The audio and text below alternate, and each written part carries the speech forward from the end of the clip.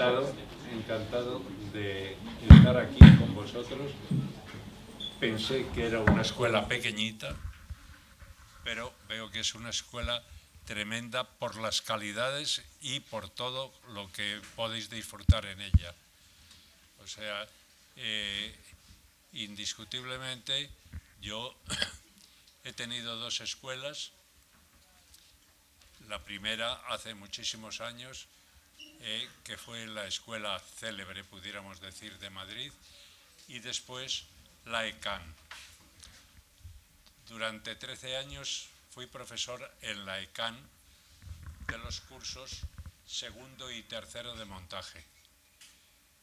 Y la verdad es que nunca tuve tantos alumnos porque fui muy egoísta. Yo cuando me hice cargo de ello, lo primero que pedí fue una clase muy reducida, 12 alumnos por curso tuve. Y entonces quería verles a todos las caras para ver, entre otras cosas, qué caras ponían cada vez que decía alguna cosa rara, que las digo de vez en cuando.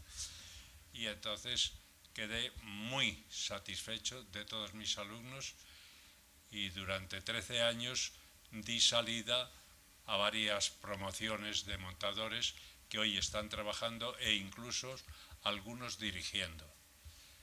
Entonces, ver aquí todo esto me parece increíble. Si a mí me parecía increíble la ECAM, era un tanto, pues por el edificio maravilloso que teníamos, pero teníamos que ir poquito a poco.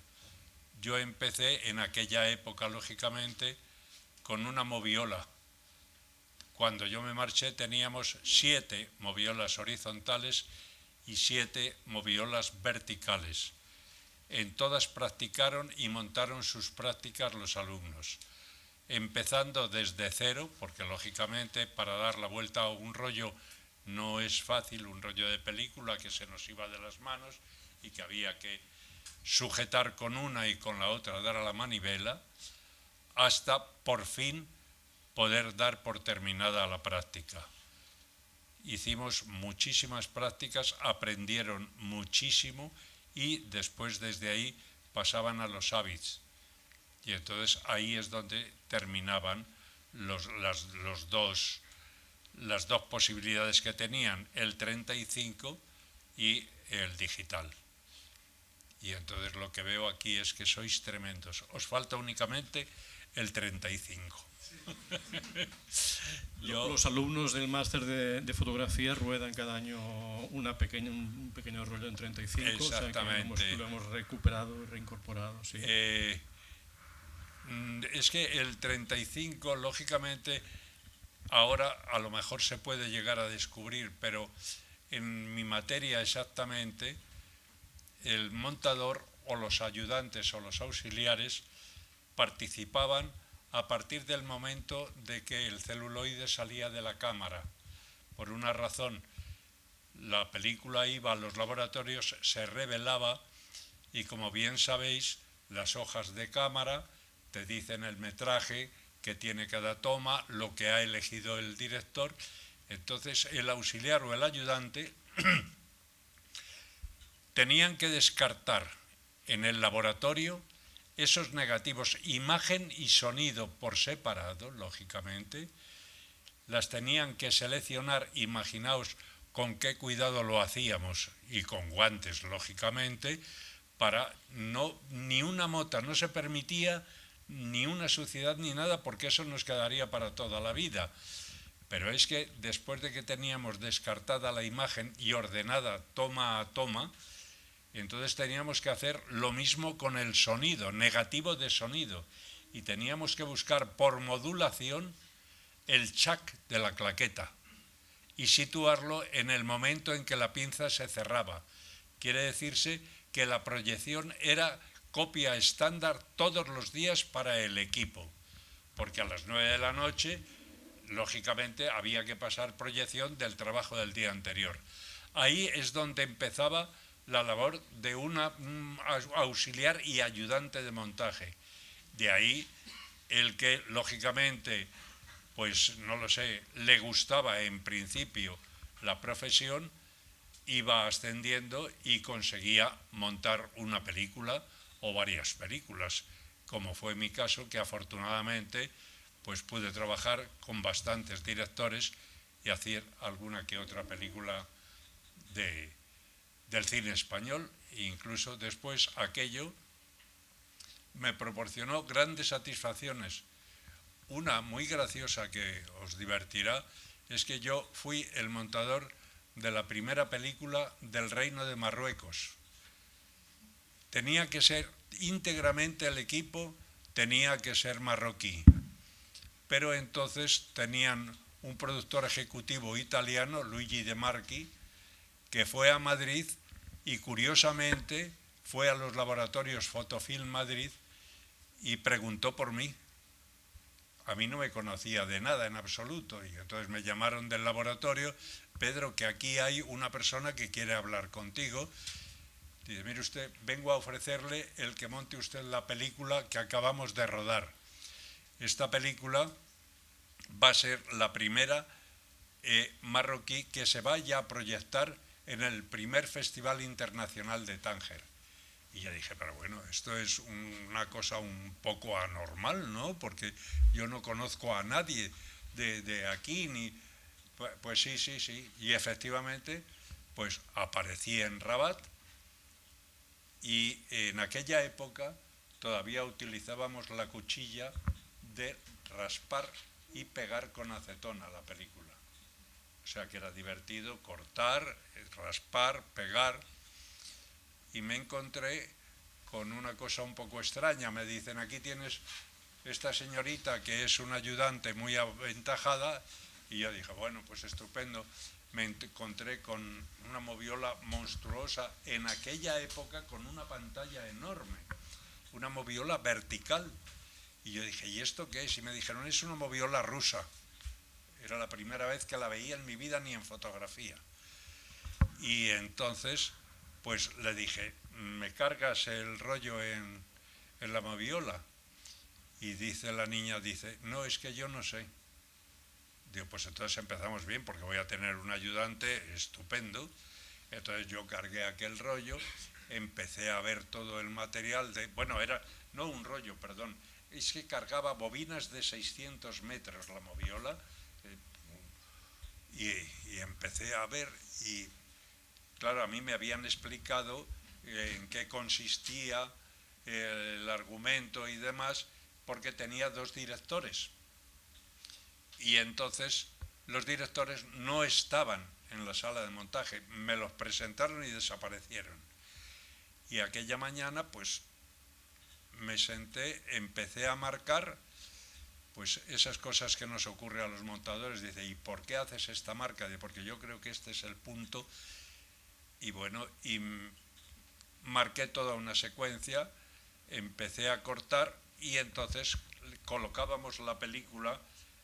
Ellos no tenían grapas y era con un clip y un papelito, con lo cual imaginaos la lentitud de dar la vuelta al papelito y el clip para sujetar las 2 películas, mudo por completo, claro. Y entonces aquella niña, yo veo que coge la cuchilla y no sabe ni... Digo: mira, perdona, esto es que es así, se raspa así, después coges la acetona con este pincelito, lo das aquí y pegas. Y se me quedó mirando con una cara un poco extraña y dije: pues ya sé que tengo que hacer esto. Ya a la hora de la comida le dije a Luigi De Marchi, digo: te voy a decir una cosa, es posible que mañana yo esté en Madrid, porque como tú puedes comprender, esto yo no lo puedo hacer. Y entonces ya cuando llegó la tarde, aquella niña ni apareció por la tarde. Y entonces dije: bueno, pues esto es perfecto.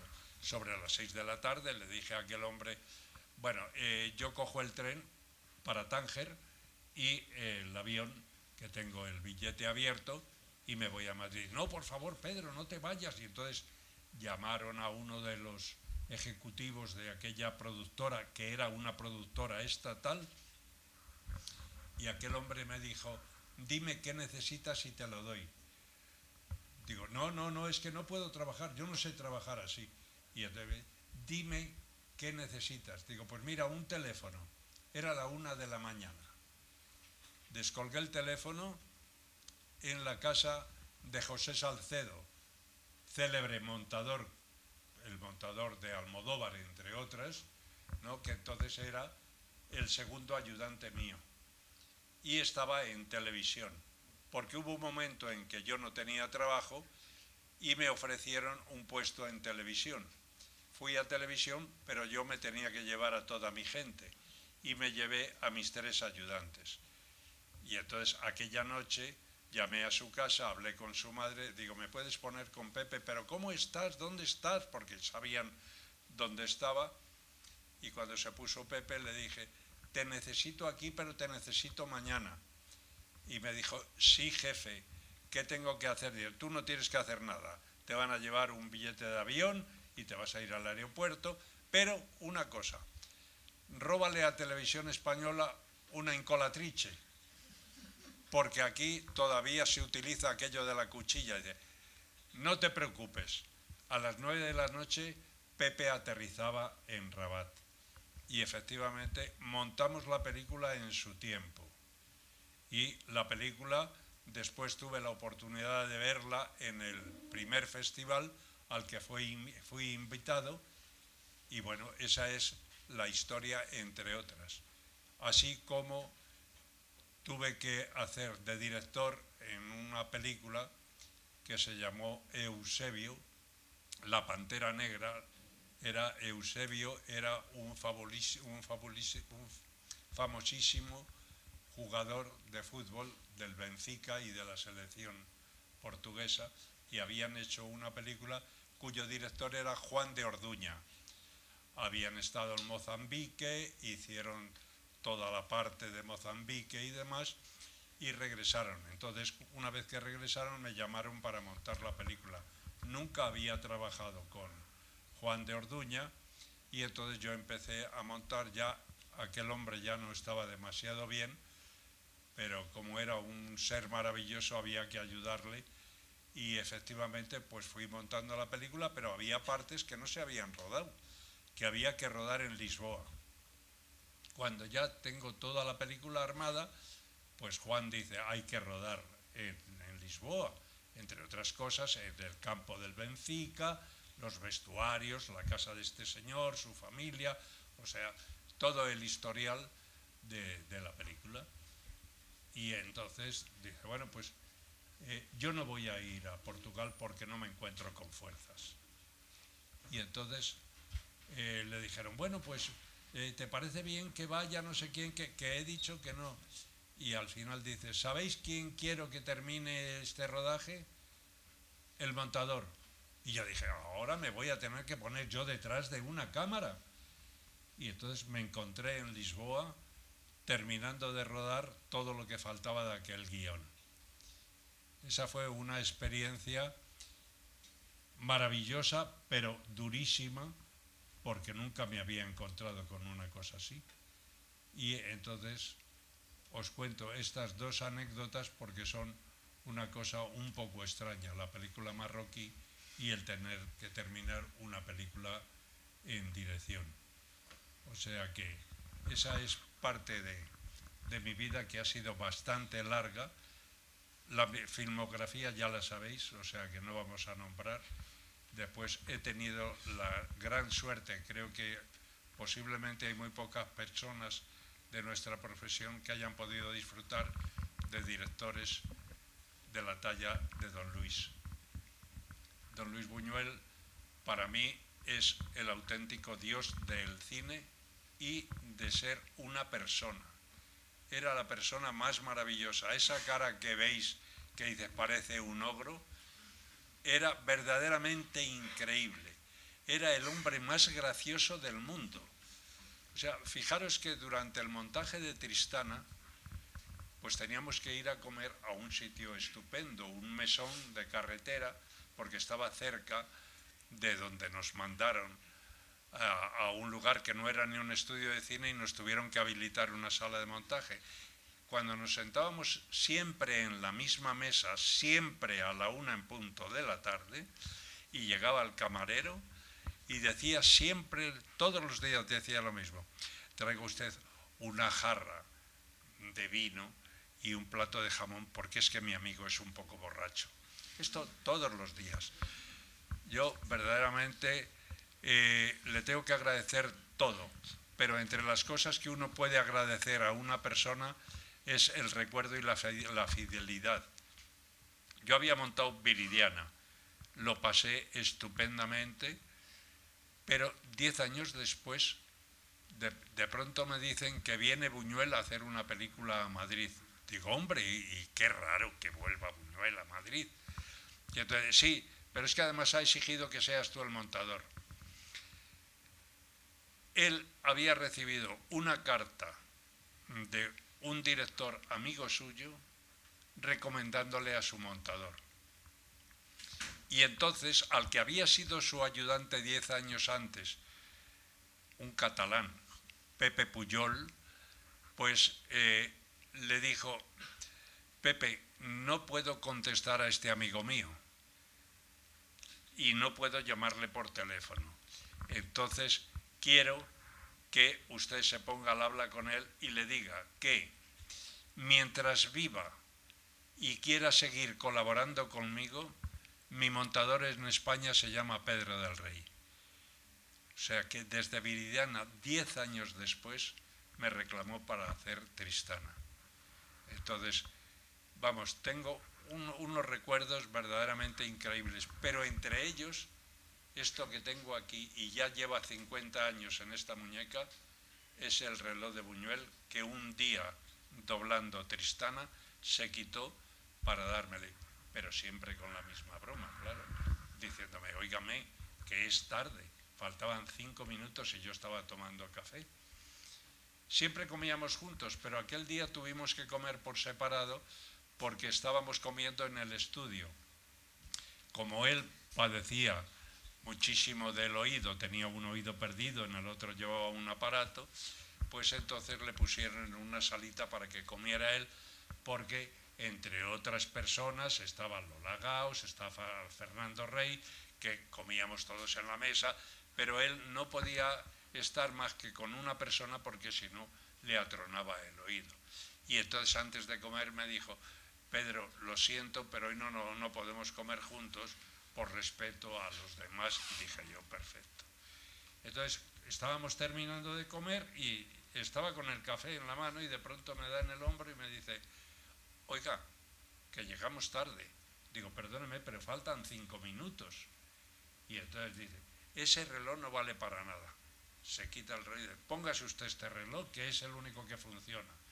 Tenía la misma hora, lógicamente. Y le dije, muy bien, y yo me puse el reloj.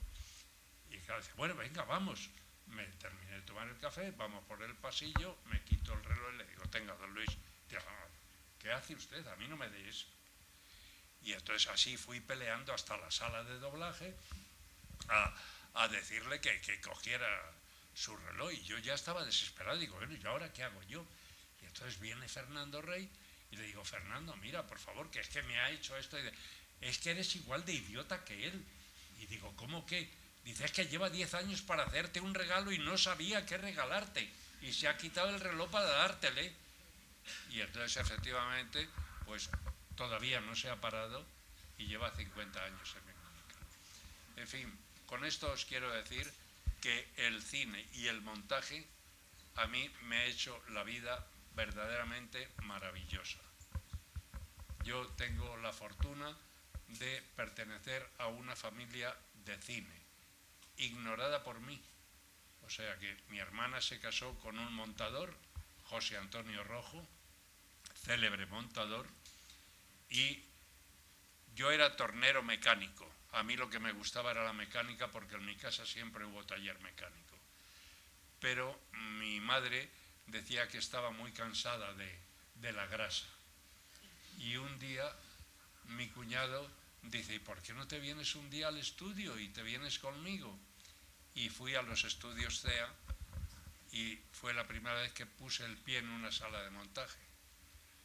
Y entonces dice, ¿no te gustaría quedarte aquí? Que esto es muy bonito, ¿qué tal? Y bueno, ya me empezó a interesar y dije, pues sí, y cambié. Mi cuñado, a su vez, era alumno de su tía María Paredes, que fue una de las dos primeras montadoras de Madrid y de España. Es de donde él aprendió la profesión. Y mi cuñado me enseñó la profesión a mí. Un tiempo después, Ana Mariscal, la actriz, tenía una sobrina. Y entonces la sobrina quería ser script y la tía decía que no. Que no, de Platón no quiero saber nada, nada. Y entonces dice, ahora mira, voy a hablar con una persona a ver si te puedes ir allí con ella. Y habló, llamó a mi cuñado y le dijo, José Antonio, mira, este es mi caso, mi sobrina, se acaba de morir su madre, está viviendo con nosotros, ella quiere esto, oye, ¿por qué no te la llevas a montaje? Y mi cuñado dijo, bueno, pues muy bien, pues mándamela.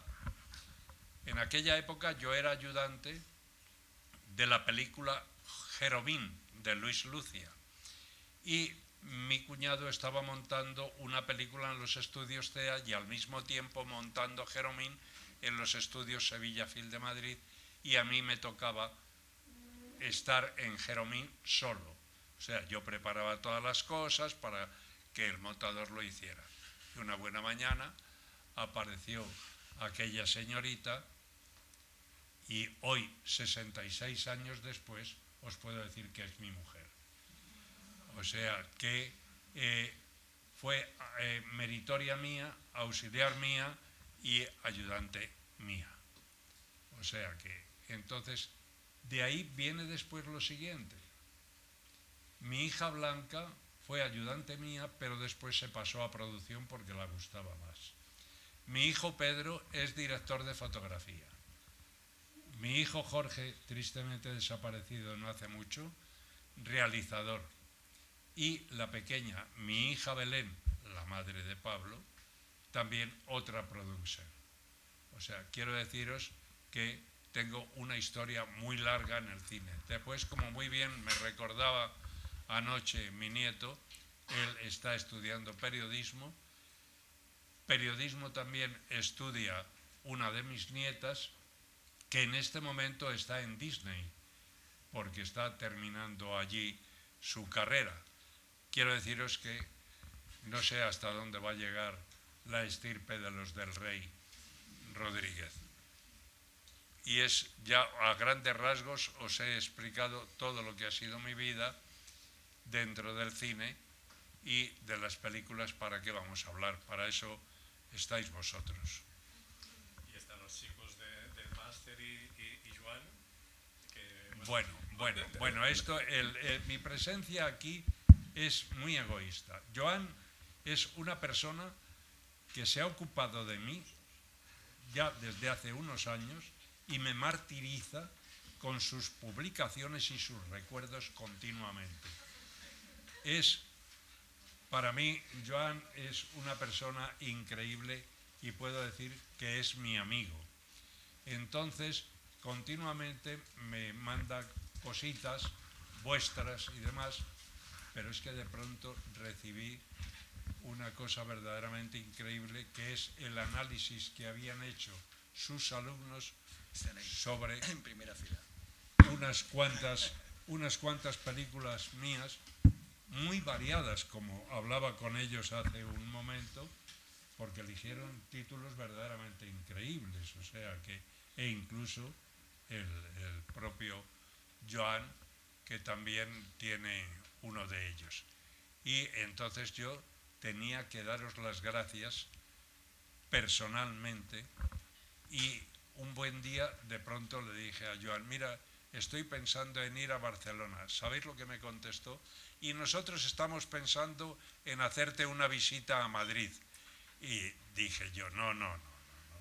La obligación de Pedro es ir. Las circunstancias de mi vida me han impedido estar aquí hasta hoy. Estoy encantado y os doy las gracias, ya os les he dicho antes personalmente, porque habéis hecho un trabajo modélico e increíble. O sea, es un análisis que nunca pude soñar. Doy las gracias al maestro, doy las gracias a los alumnos y a todos vosotros que tenéis la gran suerte de estar en esta escuela y de que os guste el cine y este arte maravilloso. Muchas gracias.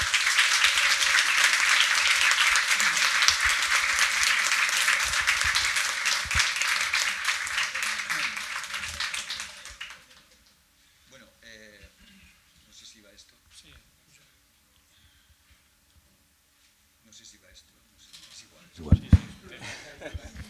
Bueno, nada, decir que esto es un acontecimiento único que vamos a vivir solo una vez en la vida. Ya acabáis de oír a Pedro, habéis visto cómo se expresa con emoción, con exactitud, con generosidad, con talento, es exactamente las características de él como montador. El acto que he hecho de venir de Madrid expresamente aquí, en viaje relámpago, para dar las gracias a unos alumnos, da una medida exactamente de eso, de su caballerosidad y de su brillantez, de su talento, de su bonomía. Es un hombre de palabra. Él cuando me dijo, quiero venir a Barcelona, yo pensé, genial, pero a la vez pensé, bueno, con la intención ya estamos satisfechos. Pero hoy está aquí y se marcha esta tarde. Es decir, esto ha venido expresamente para eso, para dar las gracias a los alumnos de una escuela que han hecho un trabajo de fin de curso muy serio, eso sí. Tú les das las gracias, yo también les doy las gracias. O sea, desde el primer momento hubo una intención de llevarlo a cabo con el máximo rigor.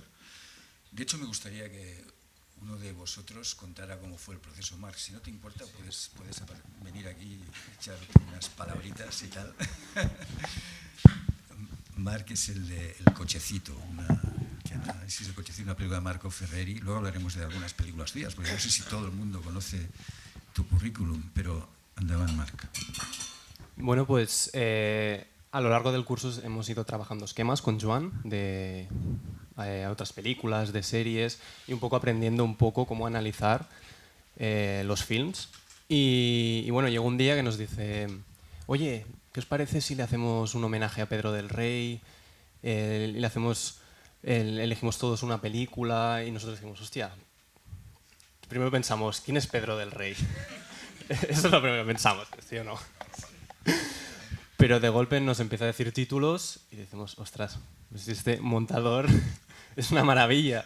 Y entonces un día en clase hicimos un listado de, hicimos 20, 30 títulos.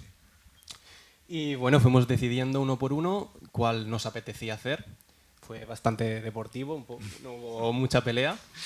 Y finalmente, a lo largo de varias semanas, estuvimos trabajando individualmente en las películas, viéndolas una detrás de otra.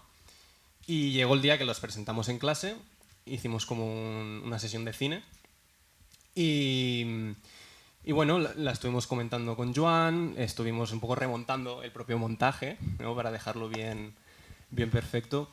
Y nada, finalmente llegó el día que te lo envió junto con nuestros esquemas y nosotros no nos imaginábamos tampoco de que vinieras aquí, ¿no? Porque dijimos, bueno, se lo enviamos a Pedro, pero vete a saber dónde debe estar. Y no, finalmente nos dice el Joan, oye, que Pedro se está planteando venir. Entonces ahí dijimos, ostras. Y bueno, pues ha sido un poco así la historia de cómo lo trabajamos. Pues ha sido un trabajo ideal y un trabajo ardoroso, de verdad. Me ha encantado y nunca creí que llegara nadie a analizar como he sido analizado a través de estos compañeros vuestros. Y además lo que más me ha divertido, que lo comentaba esta mañana, entre todas estas películas, pues podían haber elegido títulos más sonantes, pudiéramos decir, o que hubieran tenido más éxito. No, han ido a coger unos títulos verdaderamente increíbles y que es los que ellos han seleccionado, y me ha parecido verdaderamente maravilloso. Por eso era una obligación el corresponder a ese gesto con mi presencia, que verdaderamente yo no soy nada. A ver, Pedro, por si acaso, recordemos qué has hecho. Cuando dices que hemos escogido películas muy especiales, sí, muy especiales, pero no tanto. Cierto que no hemos escogido Viridiana, que es número 1 de la historia, no hemos escogido una de las que fueron en su momento más comerciales, como No deseas al vecino del quinto. No hemos escogido tampoco El Dorado, que en su momento fue la película más cara del cine español, pero sí que hemos escogido Atraco a las 3, divertidísima, El cochecito, que es genial, sí que hemos escogido Tristana, bueno, Tristana es una muy buena película, además con un final extraordinario. La gran familia. La gran familia, que tuvo muchísimo éxito. Cateto a Babor, que tuvo muchísimo éxito. Es que, a ver, me extiendo un poquito, es decir, el caballero que tenéis aquí ha trabajado no solo con Buñuel y con Carlos Saura, ha trabajado con Ferreri, como acabamos de decir, ha trabajado con todo tipo de directores que han formado la historia del cine español. Si uno va revisando su filmografía, se encuentra con que es la historia del cine español de más de 50 años. Pedro del Rey ha montado como más de 200 películas, 203 que dijimos ayer. Yo creo sinceramente que estamos delante de uno, a ver, no hay que ser maximalista y quiero ser objetivo, uno de los mejores montadores de la historia. Esto no es ser maximalista, esto yo creo que soy muy objetivo. Del cine español e internacional, porque ha trabajado en Suiza, ha trabajado en Italia, ha trabajado documentales de Eisenstein, por decir alguna cosa. Es decir, claro, éramos 8, 9 o 10 alumnos, no sé cuántos éramos, solo pudimos hacer 8 o 9 películas, pero y suerte, ha habido mucha suerte que fuéramos pocos, porque ha sido un grupo, como tú sabes, cuando hay pocos alumnos se puede trabajar muy bien, conoces los nombres, cuando acabas haciéndote amigos de ellos, y cualquier cosa que les iba pidiendo la hacían. Esto ha sido buenísimo. Entonces digo, bueno, vamos a hacer algo que no hemos hecho nunca, vamos a hacer reportajes analíticos de películas de menos de 3 minutos y tal, ¿no? Y sí, y van y lo hacen. Y lo han hecho muy bien, muy seriamente, ¿no? Entonces, bueno, por eso estamos aquí. A ver, hay otras películas que no han entrado. El Anacoreta es una película de culto que va ganando con el tiempo. La niña de luto es una película de culto que va ganando con el tiempo. Hay muchas películas que simplemente hay que ir mirando las redes sociales, van ganando con el tiempo. Incluso puede ser que en su momento no tuvieran demasiada repercusión, como las dos que acabo de citar, sí. pero digamos que el tiempo va haciendo justicia, ¿no? Y la verdad se abre camino. Cierto que estamos viendo una parte de Carmen, la parte de las cigarreras de Carmen, que es una secuencia de danza flamenca que está entre lo mejor del cine de danza. Yo creo que Pedro del Rey es, entre otras cosas, director de musicales, porque entre las cosas del querer, entre Carmen, El amor brujo y otras que me dejó, la otra, 9 cartas a Berta. 9 cartas a Berta es una película buenísima, que es como la Nouvelle Vague del cine español de los años 60, lo más moderno del momento, aguanta perfectamente el paso del tiempo y sigue adelante ganando adeptos. Yo no sé si alguien quiere hacer preguntas. Teníamos un clip de tenéis preguntas, ¿no, Marc? Yo sí tengo una. Pues adelante. Bueno, pues mi primera pregunta era un poco respecto justamente a la película que analicé, el cochecito. Y quería preguntarte, bueno, que nos contaras un poco la experiencia que fue el montar el final de esa película, ¿no? Porque no sé si la gente lo sabe, pero el final original de esa película fue censurado aquí y tengo entendido que, bueno, que se tuvo que trasladar una bobina clandestinamente para poder presentarse en otros países. Sí, por una razón, porque es que el final, lógicamente, era una tragedia. Y entonces vivíamos en una época donde todo tenía que ser dulcificado y no vivir en la realidad auténtica de un anciano que tiene la única ilusión en su vida, que es su cochecito. Y entonces yo por mi cochecito mato. Y es capaz de matar a su familia y marcharse tranquilamente. Pero a esto os voy a contar ahora una anécdota verdaderamente maravillosa. Hace, creo que 2 o 3 años, el productor de la película, Pedro Portabella, estuvo en Madrid. Estuvo en Madrid y resulta que iba con una persona de su empresa y dijo: hombre, te voy a mandar que tengo el original del final bueno de la película, porque yo lo que se vendió en su momento es la fácil, o sea, que no era la tragedia. Y recibí un disco y no os lo vais a creer. Lo metí, a ver, está en blanco. Lo tengo, lo tengo. Es una sorpresa tremenda, no sé, se conoce que no lo cogieron, lo colocaron para grabar y no se grabó y dijeron, bueno, pues este ya está grabado. Entonces, la película no era fácil, porque además la película con aquel director las cosas no eran fáciles. Era una persona increíble. Yo es que he tenido la suerte, siempre tengo que decir lo mismo, no sé si es que he tenido la suerte de tratar no con los mejores, sino con las mejores personas, porque yo lo pasaba bomba, pero Marco estaba bastante loco. De tal punto os puedo decir que, por ejemplo, durante el doblaje, que él no soportaba, entonces él se tumbaba en la sala, ¿comprendes? Y se ponía un pañuelo mojado en la frente. Imaginaos el espectáculo. Esto era todos los días del doblaje. Y entonces yo le decía, pero Marco, ¿quieres prestar atención? No, la adicción es buena, la sincronía es lo que te interesa a ti, dirígela tú. Bueno, os voy a decir una cosa, El cochecito, en mi historia profesional, es una de las películas que más trabajo en preparación de mezclas me ha dado. El cochecito tiene, no sé si son 28 o 30 bandas diferentes de sonidos, porque como era una película tan atropellada tenía que tener ruidos por todas partes.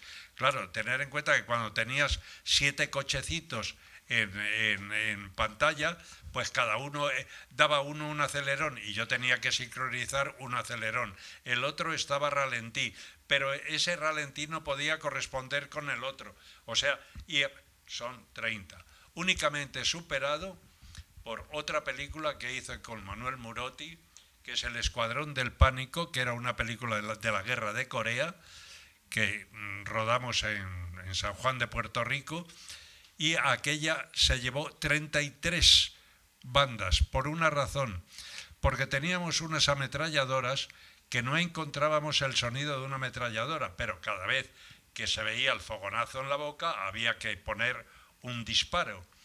Entonces José Luis Peláez, primer ayudante, se le ocurrió una idea, dice, jefe, yo voy a hacer una cosa, voy a contar los fotogramas y me voy a hacer un anillo sin fin y que me lo repiquen a película, y efectivamente consiguió el muy canalla colocar el primer disparo y después ya la ametralladora correspondía en todos sus sonidos.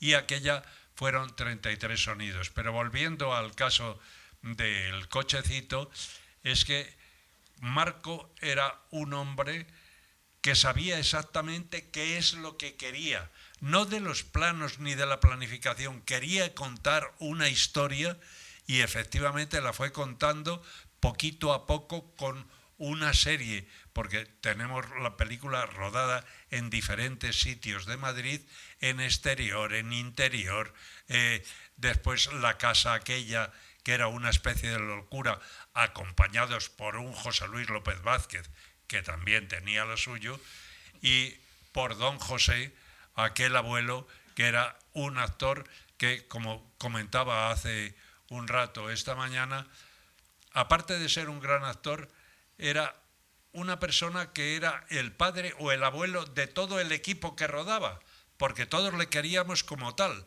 Entonces, cuando llegábamos por la mañana, ¿qué tal, don José? Y entonces le dabas un beso. Yo recuerdo que cuando estábamos doblando una parte de él, era un sábado, pero nosotros teníamos mucha prisa por terminar la película y había que terminarla. Y entonces aquel día hacía la comunión su nieta.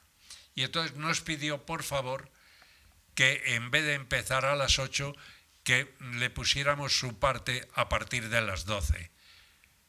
Porque es que el día de la comunión de su nieta, él se fue a trabajar, él se fue a doblar.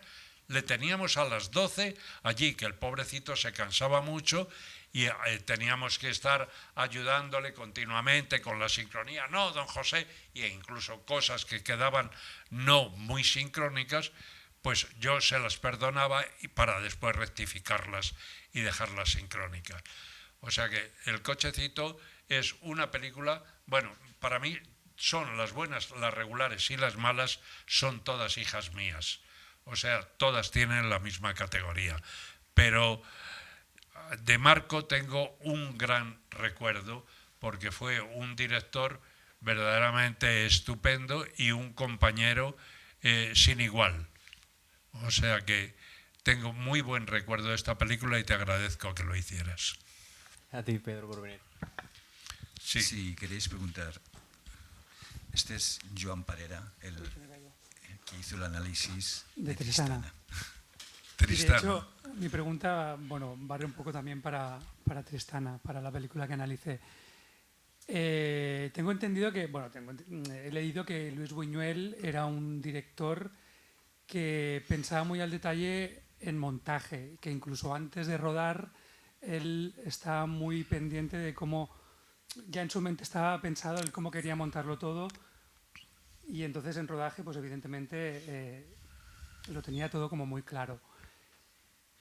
La pregunta es, entiendo que las dificultades de rodar con celuloide, las limitaciones que podían tener, hacía que los directores tuvieran que tener una preparación previa mucho más exhaustiva.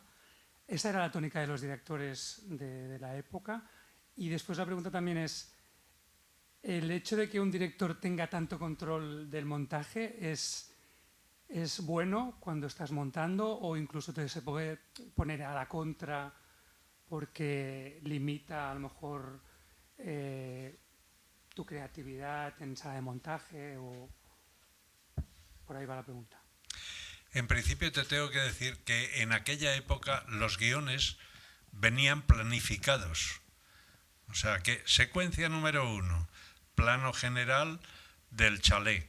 Se abre la puerta, plano 3/4, termina de abrirse la puerta, aparece el personaje, o sea, venía totalmente detallado.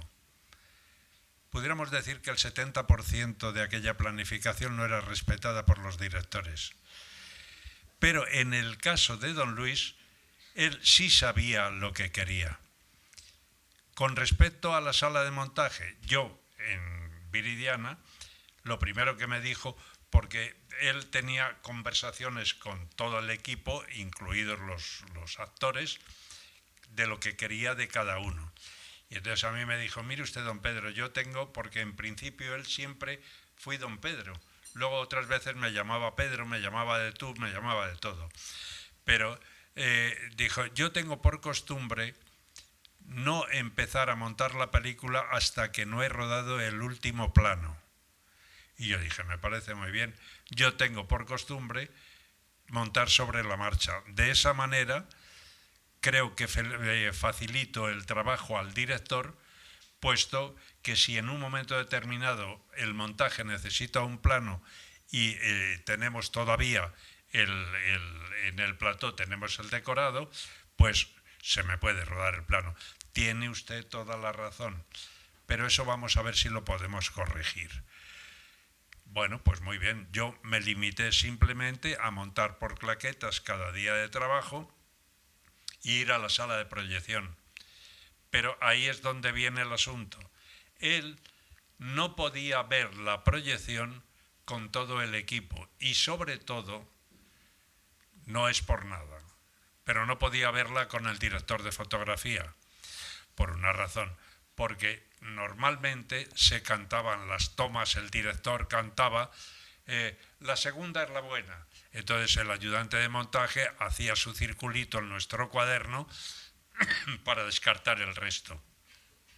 Entonces él lo que no podía decir era la segunda, porque inmediatamente el director de fotografía podía decir, hombre, pues mire usted, para mí es mejor la primera porque es que la luz para evitar discusiones, entonces inmediatamente él prefería no verla con el equipo. Entonces, ¿qué ocurre? Que que la proyección la veíamos los dos solos. Entonces, sobre la marcha, él me iba diciendo, ¿qué le parece a usted? ¿Qué, no, qué le parece? ¿Qué le parece? Y estábamos así todo el tiempo. Con lo cual consiguió una cosa, que es imbuirme a mí en la película, porque yo todos los días bajaba al plató y siempre tenía algo que decirme. Creo que he metido la pata porque no le he hecho el plano que le prometí, pero le he hecho otro que creo que le compensa que... Y bueno, cuando llegó el final del rodaje, pues efectivamente, el primer día nos sentamos en la moviola. Viridiana se montó en una moviola que tenía una lupa así, nada más, a esta distancia, y egoístamente el montador, que tenía que sujetar la película por debajo para que no vibrara, pues era el que tenía la visión perfecta. Entonces él dijo, yo quiero una silla baja. Y entonces le pusimos una silla baja aquí a mi lado, y entonces él veía el paso de la película no por la lupa, sino por mis dedos cuando pasaban los fotogramas, verdaderamente increíble. Nadie se lo explicó nunca, ¿no? Y entonces yo empecé a marcar. Nunca he hecho una escaleta. Montando siempre lo mantenía en cabeza. Mantenía en cabeza la secuencia. Y con las marcas que yo hacía, después me sentaba y cortaba y demás. Y entonces yo empecé a marcar y a mí se me olvidó que estaba don Luis a mi lado. Y de vez en cuando él me decía, ¿me puede usted decir por qué va para atrás? Verá usted, porque es que resulta que este plano le voy a utilizar más adelante como punto de vista de... Perdone, siga. Y así es como se monta Viridiana. Pero llegó un momento en que era tremendo, que era el baile de los mendigos. Porque el baile de los mendigos, si alguien lo puede recordar, tiene una planificación bastante distinta. Tenemos la mesa, tenemos la señora que está en el sofá, tenemos los pies, tenemos la otra que se incorpora al baile, o sea, es todo esto. Y yo, pues empecé a marcar y llegó un momento en que de pronto me dice, don Pedro, perdóneme una cosa, ¿para qué vuelve usted otra vez atrás? No, bueno, es que... Siga. A la tercera vez se levantó, se puso la gabardina, se puso su boina, cogió su paraguas y le digo, un momento, don Luis, ¿qué es lo que pasa?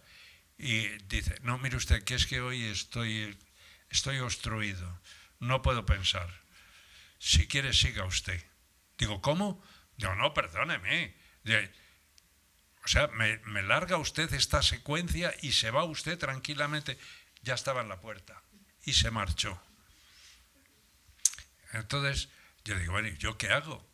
Y entonces, efectivamente, seguí marcando y monté todo el baile de los mendigos. Al día siguiente, bueno, todos los días estábamos citados a las 9 de la mañana, entonces siempre íbamos a desayunar juntos. 2 cafés y 4 porras. 4 porras que él se comía 3, porque yo después de comer una porra ya no quería más. Y entonces decía, don Pedro, es que no puede usted dejar, porque es que Nicolás, que era aquel hombre del bar, pone con todo cariño 4 porras, y él se comía las 3.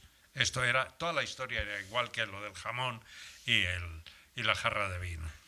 Y entonces llegó muy contento, ese día llegó muy contento, a las 9 de la mañana. Buenos días, ¿qué tal? Bien, bien, bien. Bueno, vale, vamos a desayunar. Desayunamos y así de golpe y porrazo te dice, óigame, ¿podría usted decir a las niñas que bajaran la secuencia que montó usted ayer a la sala de proyección? Los estudios CEA tenía varias salas de proyección y una era, la número 3 era una sala era mucho más pequeña que esto, claro. Pues sí, atrás tenía a mis 3 ayudantes con el cuaderno, porque todas las correcciones las íbamos diciendo el director o yo y ellas las iban tomando para después corregir. Entonces se pasa la secuencia, silencio, se enciende la sala Y de pronto me dice, ¿podríamos volver a verla? Sí, señor. Hago así a cabina y les digo, otra vez. Se pasa, otra vez se enciende la luz y dice, lamento tener que decirlo, don Pedro, pero ha cometido usted un error verdaderamente increíble. Pues usted, digo, ya está. O sea, yo dije, ya estoy despedido. O sea, lógicamente, es normal, ¿no? Y entonces dice, mire usted, el primer plano de los pies del lacerado danzando, hay un trozo que es superior al que usted ha montado. ¿Y el resto? Ah, no, ¿a usted qué le parece? A mí me parece bien. Así, esa es la historia de la célebre secuencia que efectivamente cambié el trozo de las zapatillas del lacerado que le gustaba a él más. Entonces, después ocurrieron muchas cosas. Viridiana tiene una historia verdaderamente tremenda. O sea, el primer día que vamos a trabajar, quedamos a las 9 de la mañana en la puerta del estudio. Entonces yo estoy a las 9 menos cuarto, estoy esperando. Y a las 9 menos 10 llega un taxi y se baja don Luis. Hola, buenos días, don Pedro, buenos días, vamos a desayunar. Al día siguiente, digo yo, este no me va a pillar a mí. Estoy a las 9 menos 20. A las 9 menos cuarto llega él. Se baja del taxi y dice, óigame, vamos a solucionar este problema porque si no, pasado mañana venimos a las 7. Así es que vamos a quedar a las 9. Esto porque era rectilíneo en cuanto a la puntualidad. Y entonces resulta que empezamos a trabajar y siempre era lo mismo y a la hora exacta, a la 1 de la tarde, había que cortar para ir a comer. Y entonces, bueno, pues todo fue transcurriendo. Pero, amigo mío, llega un momento en que la película ya la tenemos montada y entonces se plantea el asunto de hacer las mezclas. Y entonces él, en los estudios CEA no me gusta el sonido, los estudios Sevilla Film no me gusta el sonido, los estudios Chamartín no me gusta el sonido. Os aseguro que eran buenos sonidos, o sea que no. Pero él estaba empeñado en que tenía que mezclar en París, porque es donde había trabajado. Y entonces dice, pues no lo sé. Entonces surgió aquello del Festival de Cannes y claro, había que ir a mezclar a París. Él cogió un avión y se marchó tranquilamente. Pero se planteó un problema grave que consistía en que había que llegar a unas fechas y era totalmente imposible porque si yo iba a París, mezclaba allí, traía el sonido a Madrid, en Madrid se tiraba la copia, había que volver a París a subtitular y de ahí a Cannes nos íbamos casi al mes de junio o mediados y era el mes de mayo. Y entonces es cuando surgió aquel extraño disparate de que a mí me dijeron y me exigieron que encontrara la fórmula de llegar. Y entonces yo no la encontraba.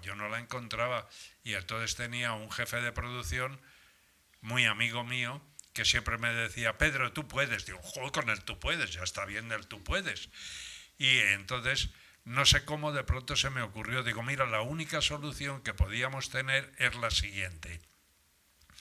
Hacemos una copia Lavender.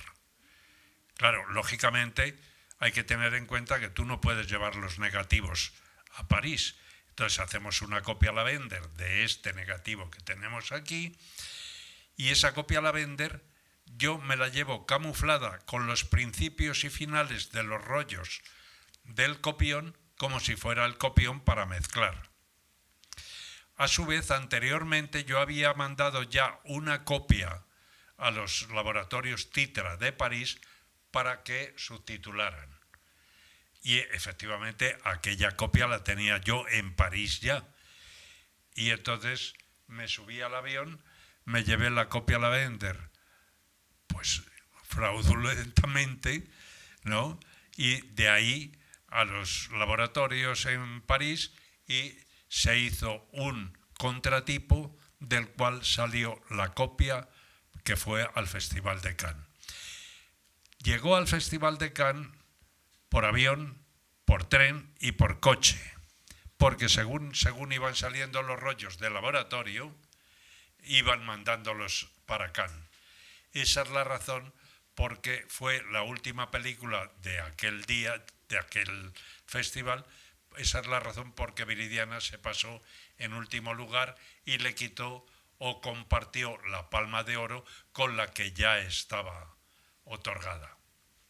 O sea que ese era el espíritu de trabajo y de forma de ser de don Luis Buñuel.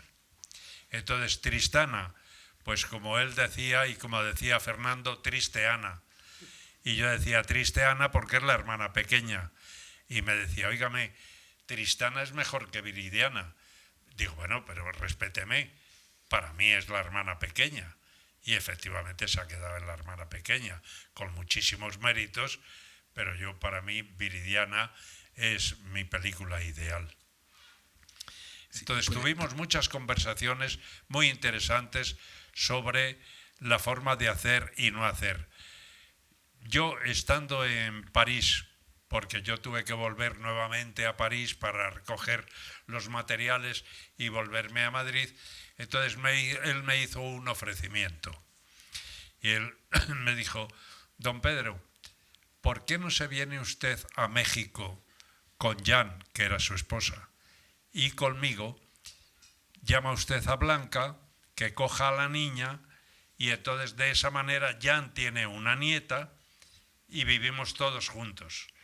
Y entonces yo estaba enloquecido, porque yo dije, ¿cómo irme con este señor? Y cogí el teléfono y llamé a mi mujer. Y le dije, Blanca, mira lo que me acaba de decir don Luis. Contestación de mi mujer, vete cuando quieras porque yo de Madrid no me muevo. Y efectivamente no nos fuimos a México. O sea que... Pero efectivamente, y después otra persona a la que quería yo muchísimo era su hijo Juan Luis, que fue ayudante de dirección en Tristana y que era otra persona totalmente, vamos, era diferente a su padre, pero un encanto de persona, que tuve ocasión después de montar de una serie, un capítulo que se rodó en España, en Madrid, y que él pidió, el productor era Matas, y pidió a Matas, yo me gustaría que me lo montara Pedro. Yo trabajaba ya con Matas, había hecho ya el Anacoreta, nos conocíamos y nos llevábamos estupendamente, y efectivamente tuve la oportunidad de montar aquel capítulo también con Juan Luis. O sea que esa es la historia de Buñuel. Unas veces ha sido contada de una manera y otras de otra. Una persona verdaderamente fuera de serie. Te siguen preguntando, Pedro. Bueno, sí, Alejandra es la que precisamente hizo el análisis del que estamos viendo, del Amor Brujo. Alejandra Calle. Bueno, primero darle las gracias a Marimón, ¿no? Al profe, porque todo comenzó con una idea y no pensamos que fuera a llegar tan lejos. Nos estábamos planteando seriamente ir un grupo pequeño a Madrid y esto ha sido la última semana del máster, esta sorpresa para todos súper increíble. Y bueno, yo analicé El Amor Brujo, la tercera trilogía del flamenco, una película de una belleza increíble. Y me gustaría saber qué tanto fue tu implicación en el rodaje, porque pues está grabada toda en un plató, ¿no? Y tiene muchísimo montaje interno y muchas coreografías. ¿Cómo fue esa relación de montaje con Carlos? ¿Cómo saber dónde cortar en secuencias de danza? Básicamente, un poco esa es la historia del Amor Brujo. Yo te digo una cosa, no me preguntes cómo, la intuición mía ha sido siempre igual, o sea, no me preguntes por qué corta usted ahí. O sea, era una cosa que te llega, no sabes por qué. O sea, yo siempre me ha pasado igual. E incluso también me pasó otra cosa también con Carlos. Con Carlos tengo muchísimas anécdotas, ¿no? Pero porque trabajé mucho con él. Pero en un momento determinado, en una de las danzas, casi al final, de pronto digo, oye, es que ya estoy harto, ¿por qué no me ruedas un plano de ella viéndolo? Y dice Carlos, ah, sí, pues si quieres ruédalo tú. Y entonces voy al día siguiente al plató y dice, Teo, que es que Pedro te va a pedir un plano. Digo, ¿cómo que Pedro te va a pedir un plano? Y le tuve que rodar el plano yo también. O sea, tiene gracia, ¿no? Pero bueno, eso eran las cosas entre nosotros, porque también era un equipo que bueno, Teo Escamilla fue un director de fotografía, señores, aparte de amigo muy querido. Es que si yo repito que eran buenos, es que para mí mis compañeros no eran compañeros, es que el cine para mí es mi familia. Es que a mí me daba alegría ir al rodaje porque siempre tenía uno que se metía conmigo por una cosa o yo me metía con el otro por otra. Siempre era continuo. Y fijaros que es que yo no tenía por qué ir a los rodajes, pero a mí me gustaba estar en los rodajes y participar con mis compañeros. E incluso en alguna ocasión, ya en aquella época, en El amor brujo, ya teníamos el vídeo en el plató. Yo nunca me acerqué porque por respeto al director y al director de fotografía, que son los que lo tienen que ver. Y entonces Carlos era el que siempre decía, Pedrito, echa un ojo. Y entonces yo tenía que ir a ver, ¿qué te parece? Pues me parece perfecto. Tal. Entonces, por ejemplo, en La danza del fuego, pues hay toda una serie de cambios de plano que dices, ¿y por qué lo hiciste así? A lo mejor lo podíamos haber dejado en un máster y había quedado más espectacular, pero yo de vez en cuando lo que quiero es analizar qué es lo que hace cada bailarín o el movimiento o cómo se deforma o conforma el grupo, y entonces eso es algo que si lo llevas dentro te sale en el momento de ir a marcar el fotograma. Después hay muchas veces que te equivocas y tienes que rectificar, pero la idea es siempre brota. O sea, yo normalmente trabajo, primero de todo, es leerme el guión. El guión me lo aprendo, pero vamos, como si fuera la cartilla. Y me voy haciendo con mis personajes y con las diferentes situaciones. Entonces, después cuando el material ya está en moviola, yo doy hacia adelante, lo veo una vez, lo veo otra vez, incluso 4 veces, hasta que de pronto se dispara el lápiz. Ya no me preguntes, ya empiezo a marcar y ya voy seguido, voy atrás, voy adelante, voy marcando y voy ajustando. Y después voy a la mesa directamente a tiro hecho. A continuación hago un control. Si veo que hay algo muy grave donde he metido la pata, lo rectifico. Lo vuelvo a ver y lo vuelvo a ver, porque cuando el director va a ver una secuencia montada, ya por mí está revisada varias veces. O sea que, entonces, por eso precisamente me gusta o me gustaba el montar sobre la marcha, porque de esa manera se iba creando la historia y al mismo tiempo tenía la facilidad de que si en un momento determinado necesitaba un plano, pedir al plató que me rodaran ese plano porque me quedaba un hueco o porque al cambio no me funcionaba y entonces necesitaba un intercalado. O sea que esta es una forma, no lo sé, no, vamos, yo os puedo decir que yo no recuerdo ni cómo marcaba mi cuñado. O sea, es curioso, ¿eh? O sea, yo... Cuñado se llama José Antonio Rojo, que fue tu maestro. Exactamente, uno de ellos, y un gran montador. Y con películas muy serias, con directores como Rafael Gil, como Luis Lucia.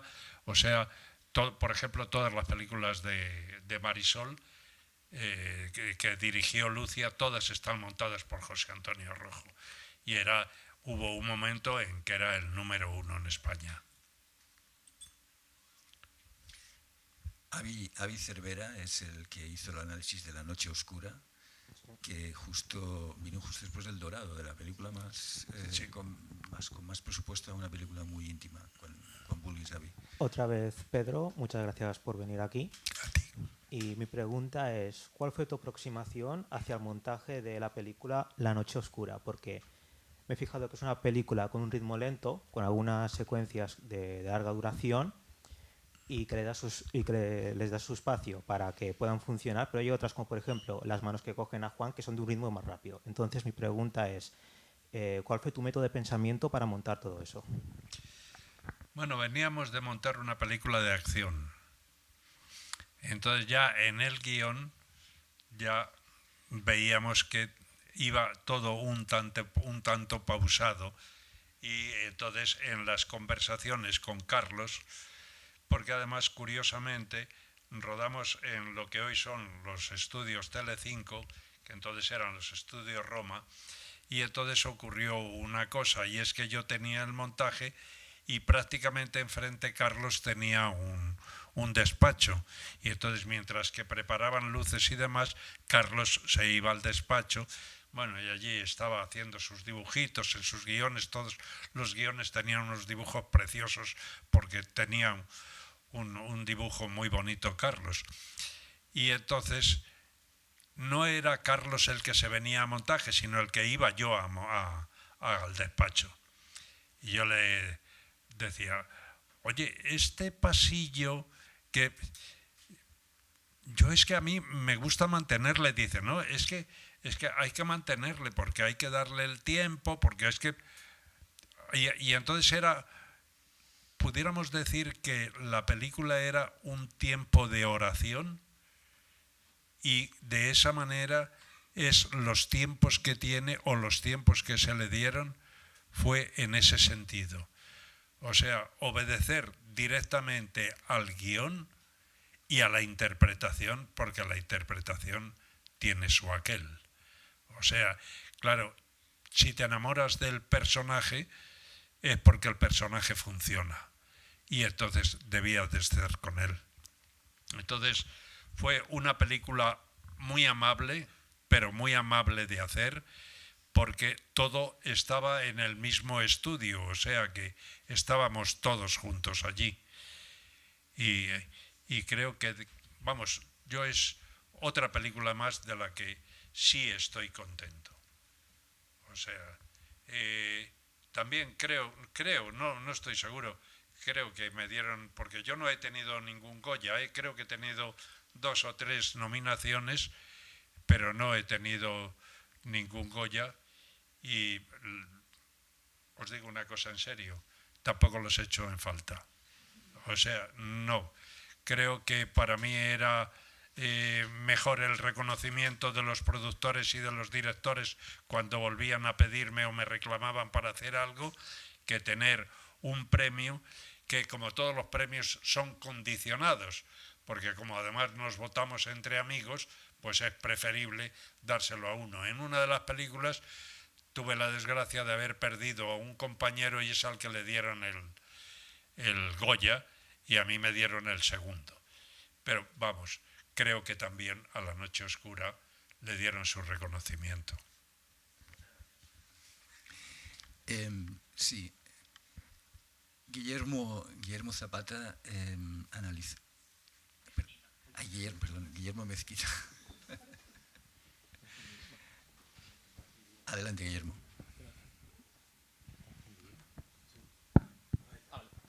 Analizó La Gran Familia, que fue un exitazo en su momento. Bueno, como me ha dicho Joan, yo analizo La Gran Familia. Bueno, primero de todo, gracias Joan y gracias Pedro por venir y por hacer lo posible. Bueno, mi pregunta era más relacionada con el tema del elenco, porque en La Gran Familia son 15 niños y al final al cabo lo que más esperas es una gran cantidad de imprevistos, que las cosas pues vayan varias tomas y varias cosas que no esperas. Mi pregunta va más en el sentido de cómo hiciste que la trama de los niños y la familia fluyera de forma tan natural y fuera efectiva. En principio tengo que decirte una cosa, eso no se debe a mí.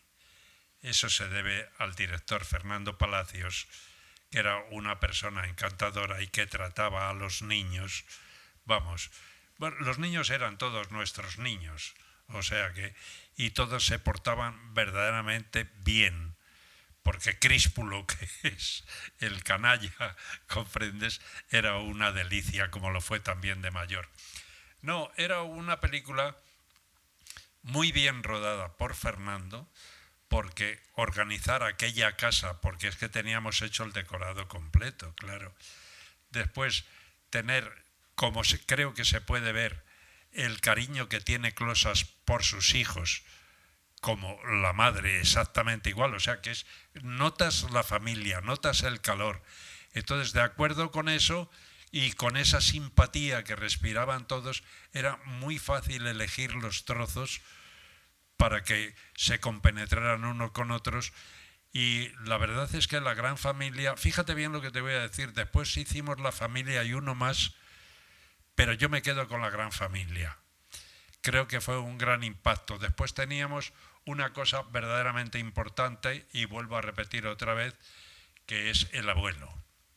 El Abuelo, que está genial, y que efectivamente cuando llegaban los niños al plató iban a dar el beso al abuelo. O sea, que es que éramos, todo era una familia. El doblaje, porque como os podéis imaginar la película está íntegramente doblada, pues entonces había una serie de actrices de doblaje que tenían unas voces prodigiosas para doblar a los niños. Con lo cual, la película parece que tiene sus voces originales y que está perfectamente ajustado.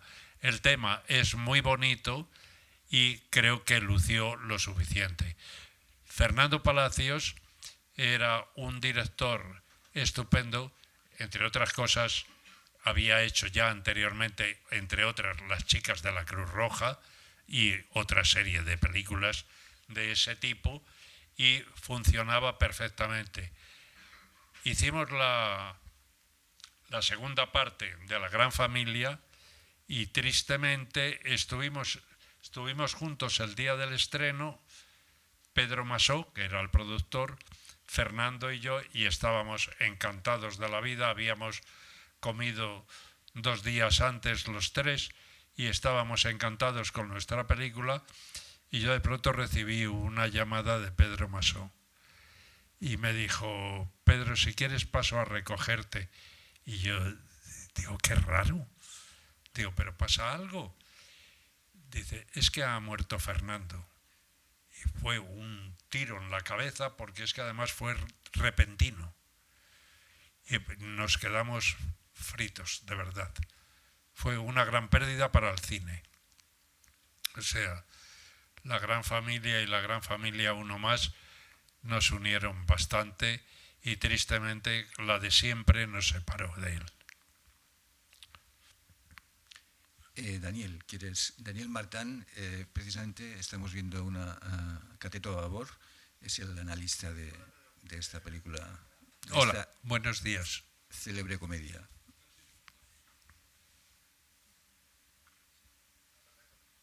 Como has mencionado antes, que te ha gustado ir a los rodajes, aunque como montador no siempre tienes que ir a los rodajes. Yo analicé Cateto a Babor y me gustaría saber si tienes alguna anécdota graciosa durante tu tiempo en el rodaje o montaje de esta película, ya que es una muy buena comedia. Bueno, es que una de mis debilidades fue Alfredo Landa. Hicimos muchísimas películas juntos y tiene gracia, porque yo conocía a Alfredo cuando era doblador. Y tiene muchísima gracia, porque estábamos doblando Los Golfos de Saura y de pronto necesitaba una voz. Y Alfredo, era por la tarde y en el estudio no había actores de doblaje. Y dije yo, pues voy a ver a quién hay en el bar. Y estaba Alfredo. Nunca se le olvidó en la vida aquella frase, porque fueron 500 pesetas. O sea, imagínate cómo andaba el pobre Alfredo entonces, ¿comprendes? O sea que él trabajaba de doblaje, pero tampoco era un gran doblador.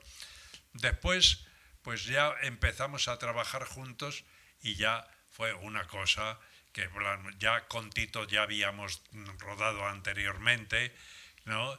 Y la película es que era muy divertida. Yo anteriormente habíamos hecho otra película con él, que esta es la de la Marina, y habíamos hecho la de la aviación. O sea que tiene su gracia también, porque era una especie de repetición. Entonces la película anterior yo la hice de ayudante y esta de montador.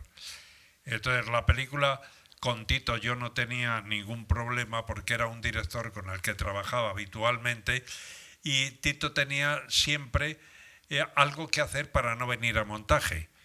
O sea, siempre le decía, oye, mañana a las 10 de la mañana. Tito normalmente por la noche se iba al Corral de la Morería y terminaba a las 4 de la mañana. No porque bebiera, sino porque era flamenco y le gustaba muchísimo el flamenco. Y entonces nunca llegaba a las 10, entonces yo tenía que trabajar solo. Y entonces cuando él llegaba decía, ah, perfecto, Pedro. De tal manera que me ocurrió una cosa. El Diablo Cojuelo estaba para mezclarse, pero al mismo tiempo él empezaba una película en Asturias, que también iba a hacer yo. Y efectivamente las mezclas recayeron en mí. O sea que él siempre, igual que la célebre película de la censura, que ahora no me acuerdo ya ni cómo se llamaba, la de Alfredo Landa. ¡Ay! ¿De la censura? ¿La que censuraron? La que censuraron y nos saltamos todo. Sí, esa. Bueno, no sé si tenemos alguna ayuda en la sala. No es la Lauzana andaluza, desde luego. No, eso es de Escrivá, no. Sí. Ay, por Dios. No es La Niña de Luto tampoco. Tampoco, no, sí es de Tito la película. Bueno, habíamos hecho ya otra película. Es que he perdido el hilo por completo por irme al... Hombre, es la película más célebre porque... ¿La de No desearás al vecino del quinto? Exactamente. Vale. Habíamos hecho el No desearás al vecino del quinto y es que dije que nos saltamos la censura, pero no nos la saltamos nosotros. Es que da la casualidad de que creyeron que era graciosa. ¿Comprendes? En censura bueno, porque sale un homosexual, o aparentemente. Claro, y la permitieron, ¿comprendes? Y entonces ya teníamos tal hábito que efectivamente yo tenía que ir terminando una película cuando él empezaba a rodar otra, porque Tito fue una máquina como director, una máquina de rodar. Y la película esta era una película divertida por una razón, porque en principio, dentro de Aspa cinematográfica, pues esta era una especie de película B. O sea, el A era Vicente Escrivá, la B era Tito. Y efectivamente Tito Fernández bordó la película a mi gusto y la película tuvo un éxito fenomenal. O sea que... Y nunca tuve ningún problema con Tito, todo lo contrario. Después las circunstancias más mías que de él es por lo que dejé de trabajar con él, porque es que era un sin vivir continuamente, pero entonces me fueron surgiendo una serie de películas seguidas que no pude continuar con él. Pero vamos, es otro... Es que además habéis hecho una elección tan diversa y tan sorprendente que es que yo mismo cada vez que lo pienso digo, bueno, es que me parece verdaderamente increíble que haya salido todo esto, ¿comprendes? Porque es que son picos totalmente diferentes unos de otros. Agustín García analizó Atraco las tres, que es otra película vigente en este momento, una comedia que fue otro éxito, por cierto. Sí, adelante. Perdón. Primero que nada, gracias Pedro por venir, también a Joan por esta historia que ha hecho que se escriba y que ojalá se siga escribiendo como nosotros en el montaje, que no paramos. Dicho esto, mi pregunta un poco va en la película que yo analicé, Atraco a las tres, que a mí me sorprendió el tema coral que tiene la película y que cada plano, en la gran mayoría de los planos, todos los personajes siempre están juntos. Y dicho esto, nosotros como montadores tenemos también la responsabilidad de ver que los actores están bien y todo eso, cuáles están destacados, que todo está, que cuáles destaque, que el protagonista, pero en una coral, cuando tienes que ver que todos los personajes destaquen, por así cierto, tú los reconozcas y también tenga la misma categoría. Esto lo montas ya, estos planos ya los decides así, los decidiste así, o vino ya desde la planificación del director. Un poco, esa es mi pregunta. Perdón, se me enredó un Como poco. decía antes, hace años los guiones eran planificados, venían ya planificados. Cuando ya hicimos El atraco, ya no había planificación. Entonces, José María Forqué era un director que rodaba maravillosamente y que además sacaba el jugo perfecto a todos los actores. O sea, todos habéis visto que están perfectos, cada uno en su papel, en su locura extraña, pero efectivamente la película iba cuadriculada para mí. Hay una anécdota verdaderamente increíble, y es que ese célebre plano de la grúa que se levanta, que va al despacho, que se mueve por todo el decorado, pues resulta que eran como las 4:30 de la tarde y había actores que tenían teatro y que lógicamente a las 6 tenían que salir corriendo para hacer su obra, ¿no? Y entonces tiene verdadera gracia porque llegó Pedro Masó, el productor, echándole una bronca a Forqué. Y le dice, oye, que no cumples el plan de trabajo porque mira, y con el plan de trabajo en la mano, producción. Y entonces de pronto dice Forqué, pero bueno, ¿y qué te pasa? Que es que no llegas, pero ¿quién? Pero bueno, mira, déjame, por favor, déjame trabajar. Y entonces José María dice, Dolly. Y entonces todo el mundo se queda mirándole. He dicho Dolly. Y entonces traen la Dolly, la ponen allí y marca el plano. Y a las 6 menos 10 le dice a Pedro, se corta el rodaje. Ya estaba hecho el plano y se había cumplido íntegramente el plan de trabajo con aquellos movimientos de cámara. Eso es una de las muchas anécdotas que ocurren en el cine. Y entonces José María en eso era una persona maravillosa. Yo, la primera película que monté con José María era Accidente 703. Era la primera película que yo trabajaba con José María y entonces estaba montando una secuencia y oye, no me encajaba. Y yo digo, pero bueno, ¿y por qué? ¿Qué es lo que pasa? Y entonces bajo al plató y le digo, José María, estoy perdido. ¿Qué te pasa? Digo, mira, tengo este y este otro. Y joder, es que se me rompe. Porque es que el último plano que yo montaba se comía la acción de los anteriores. Y entonces yo digo, y es que a mí lo que me interesa son las caras de los actores antes de ese último plano. Y dice, ¿y por qué no le suprimes? Y digo, pero un momento.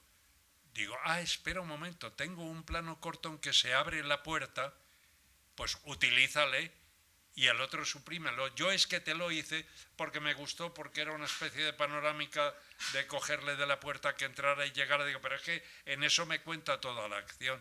Pues tírale a la basura. O sea, era un director muy cómodo de trabajar porque era muy técnico y sabía exactamente lo que quería. Entonces, en Atraco, los actores están extraordinarios. Hay muchísimas reacciones que son robadas, porque ten en cuenta una cosa, cuando tienes unos actores tan verdaderamente estupendos y que eran tan cómicos, cuando se dice corte o antes de la acción, resulta que ya tienen un trozo que es útil. Eso a mí me ha encantado siempre, porque yo de pronto digo, ahora le veo serio este le tengo que tener en la cabeza por si en un momento determinado en la historia resulta que, vamos, dentro de la secuencia, este señor tiene este gesto que me interesa que no esté con la boca abierta. Y entonces, sobre todo con López Vázquez, todos esos planos de locura y de todo eso, hay una serie de planos que son robados de antes o de que no pertenecían al momento de la acción. O sea, después teníamos otro actor que era al revés, que era Pepe Orjas, que era el director del banco, que era un hombre muy pausado, que tal, y entonces había que darles tiempo y sobre todo utilizar la locura de unos con la pausa de otros.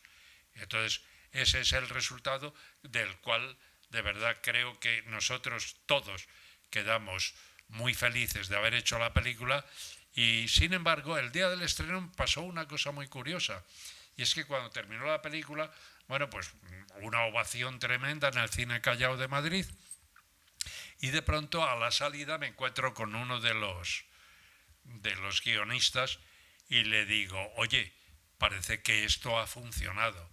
Y dice, no te fíes, que somos muchos de nosotros con las familias. Y me dejó pegado por completo.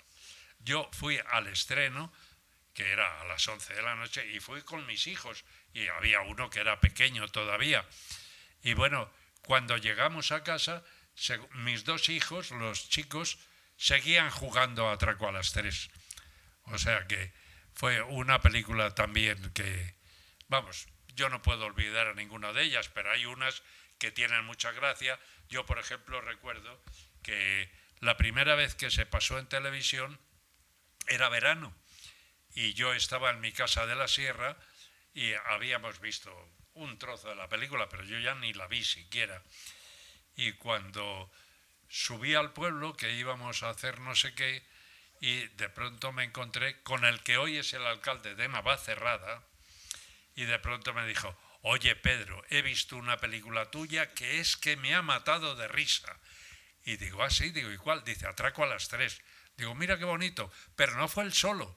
Es que por lo visto prácticamente Navacerrada se debió de parar por la tarde para ver la película, porque todo el mundo que me veía me decía, oye, que te he visto en los títulos de la película esa tan graciosa. Digo, vaya, pues muy bien, felicidades. O sea que sí, efectivamente, sí.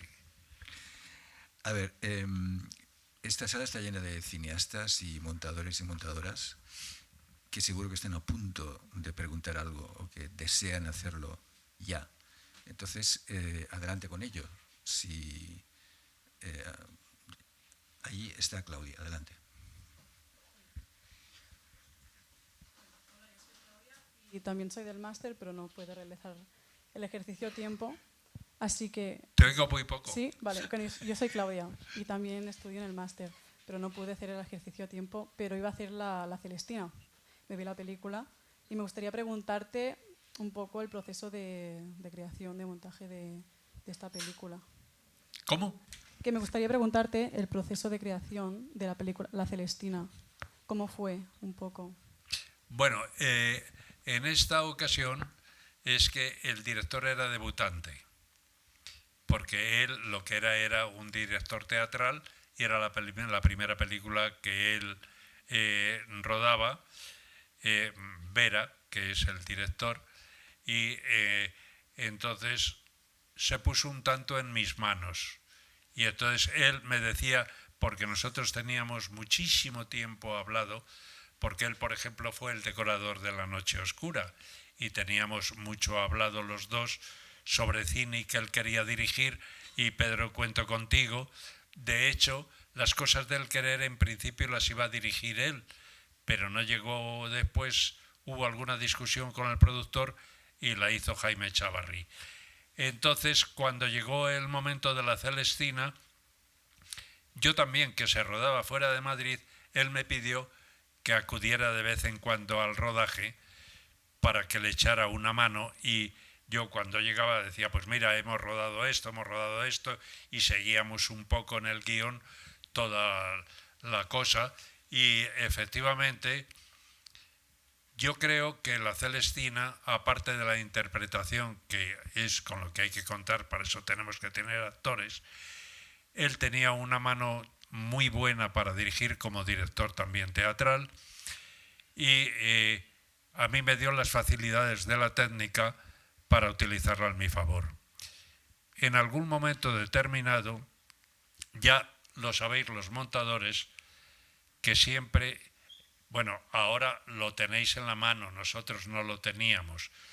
Cuando necesitábamos un plano que no teníamos, lo podíamos hacer si era color, un interpositivo, un internegativo, y utilizarle para otro momento. Entonces, efectivamente, llegó un momento en que se me rompía una secuencia por completo y entonces tuve que planificar de nuevo. Entonces elegí una serie, bueno, me parece que son 3 planos, elegí y me fui al laboratorio y le dije, no quiero que exista ninguna diferencia. Ya entonces ya trabajábamos el color bien. Y no quiero que exista ninguna diferencia porque tengo que incluirle dentro de esta propia secuencia. O sea, equilibrármelo de forma que no lo note nadie. Y efectivamente, cada vez que llegaba aquella secuencia, me decía, el pobre Vera me decía, Pedro, esto no funciona. Digo, ya lo sé. Y yo estaba a la espera de mi laboratorio, que ya de pronto me llamaron y me dijeron, oye, que ya tienes la copia. Entonces lo monté, era un juego de miradas muy importante, y entonces lo monté sin decirle ni media palabra. Y entonces, oye, ¿por qué no repasamos? Y efectivamente repasamos, y de pronto dice, pues yo lo he visto bien. Fíjate qué curioso, que yo ahora veo la secuencia que me gusta, me funciona. Y yo digo, claro, es que si tú no me hubieras rodado, porque lo que yo tuve que hacer es que en un momento determinado, para evitar el vestuario, tuve que hacer un primerísimo plano y le corté por el cuello. O sea que reencuadré en la truca, se reencuadró, y entonces digo, es que si tú no me hubieras hecho los primerísimos planos, dice, qué raro que hiciera yo un primerísimo plano que soy enemigo de ellos. Digo, es que esos no son tuyos. Dice, no, ¿de quién son? Digo, míos. Dice, no es posible. ¿Cuándo has ido tú al rodaje? Y digo, tú sabes una cosa, que yo tengo una cámara especial. No, mira, me estuve riendo con él y cuando le descubrí, dice, bueno, es que eso es magia pura. Yo esto, en este momento, claro, esto lo podéis hacer perfectamente en el Avid, pero es que nosotros no lo podíamos recortar ni hacer.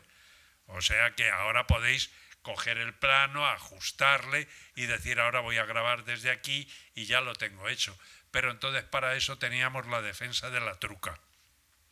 Y entonces eso se empleó ahí. Y tiene gracia porque justamente montando, anoche lo refería, estaba montando La Celestina y entonces apareció Antonio Saura, que entonces era una especie de relaciones públicas de Andrés Vicente Gómez, y apareció con una persona de producción de Lucas, el célebre director americano. Y a mí me pillaron, como siempre, con un trozo de película en la boca y otro por encima. ¿Comprendes? Y cuando se abrió la puerta y aquel hombre me vio, me dijo, ¿un montador? Y le dije, sí. Digo, porque da la casualidad de que yo sujeto con los labios el trozo de película, pero yo no le mojo. Dice, ese sí que es un montador. Dijo aquel hombre, tiene verdadera gracia. Es que yo me hizo muchísima gracia porque además es de sorpresa, que no esperas a nadie, se te abre la puerta y vienen con esta pregunta, ¿no? O sea que sí, y efectivamente después tuvimos algún problema con la cuestión musical de la Celestina, porque la película, el músico que hizo la música, pues la verdad es que no funcionaba de cara a la historia. Entonces me dice, Vera, vente a casa que tengo unos discos, vamos a escuchar a ver qué te parece si lo empleáramos como temas. Y efectivamente los estuvimos escuchando, lo montamos y nos quedaba muy bien, pero llegó Andrés Vicente Gómez y dijo, pero esta no es la música de No, es que no funciona. Dice, no, perdonadme, pero el señor que ha cobrado la música se utiliza la música y es la música que lleva, es la del músico designado por el productor. O sea que no siempre el director puede hacer lo que quiera.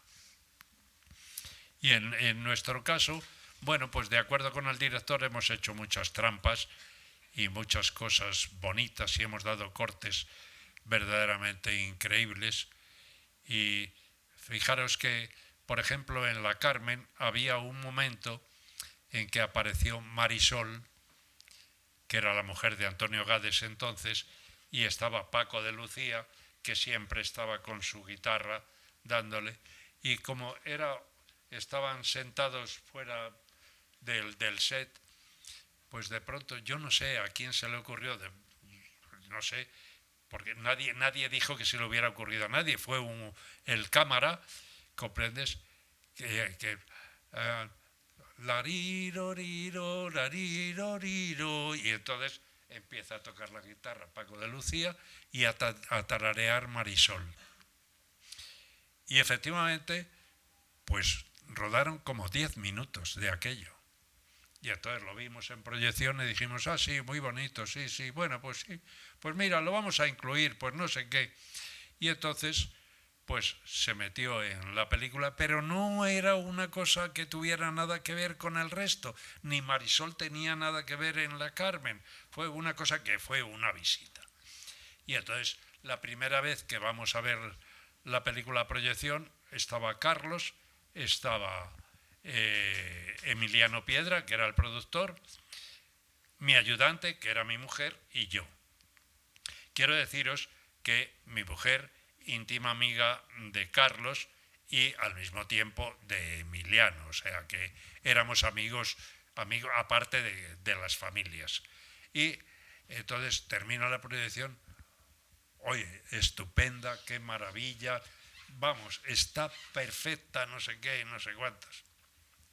Y de pronto cuando vamos por el pasillo, que íbamos camino de la sala de montaje, de pronto mi mujer dice, ¿sabéis una cosa? A mí me ha sobrado la secuencia de Marisol. Era el rollo 5. Era el rollo 5, era un rollo, ¿eh?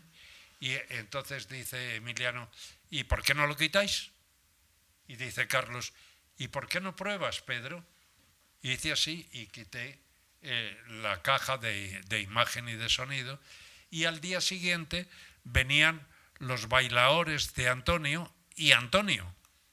Y entonces a proyección otra vez, para que lo vieran, ¿comprendes? Porque habíamos quedado todos encantados. Y terminó la película y nadie echó en falta aquella cosa tan bonita que era Paco de Lucía y Marisol, y la película está sin ello. El crimen, y digo el crimen, es porque yo aquel rollo tenía que haber mandado a cortar negativo, ¿comprendes? Y habérselo dicho a Emiliano. Pero en una ocasión me dijo Emiliano, hay que economizar porque yo no tengo ni una sola peseta. Si aquel trozo de película, lógicamente, lo hubiéramos hecho copia estándar, aquello habría tenido un público increíble y se habría vendido, pero vamos, de una manera maravillosa. Y entonces la culpa la tuvo mi mujer de quitarlo de la película. O sea que en mi montaje opinaba todo el mundo. Yo permitía la opinión del auxiliar, del ayudante,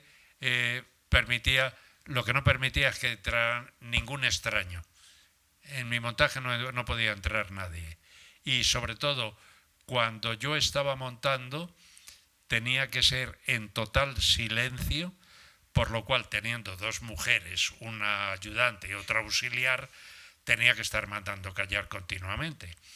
Y ocurrió una noche, yo estaba montando una película de León Klimovsky, era una película de terror, y tenía una secuencia que era tremenda, y a las 9 de la noche de pronto le digo a mi mujer, mira, marcharos y dejarme en paz. Y yo estaba con aquella secuencia y estaba en la moviola, Y en ese momento, con la luz apagada, tenía únicamente la luz de la moviola, se abre la puerta y aparece Félix Carrasco, que era uno de los directores del estudio, con una visita. El salto que yo pegué es que creí que había salido de la pantalla de la moviola, había salido el asesino y me estaba asesinando a mí. Claro, se enciende la luz. Digo, mira, me acabas de dar el susto más grande del mundo. Y me dice Félix, ay Pedro, perdóname, pero ¿por qué? ¿Por qué te has asustado? Digo, hombre, porque estoy marcando una secuencia de terror y de pronto estaba yo dentro del terror y me rompieron por completo. Hasta ese punto he sido capaz de meterme en la moviola con los personajes a la hora de marcar. Eso sí lo tengo que decir. O sea, yo he vivido mis secuencias, todas mis secuencias, las he vivido desde dentro y por eso es por lo que yo siempre digo, hay que leer el guión, hay que estudiar los personajes, hay que estudiar el guión, por una razón, porque después cuando llega el momento prácticamente tienes la película hecha en la cabeza. Y tomando nota. Bueno, esto no es un consejo, esto era una forma de proceder. Igualmente y tomando nota. A ver, tenemos más preguntas, seguro que sí. Allí hay una. Espera, ya te traigo yo esto.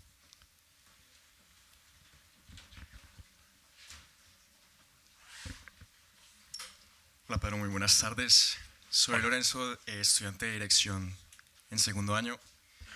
El proceso de montaje de una película, ¿cuáles son tus requisitos o prioridades para montar una toma en vez de otra? ¿Acaso cada decisión está justificada y es precisa o la intuición y el instinto entran mucho en juego?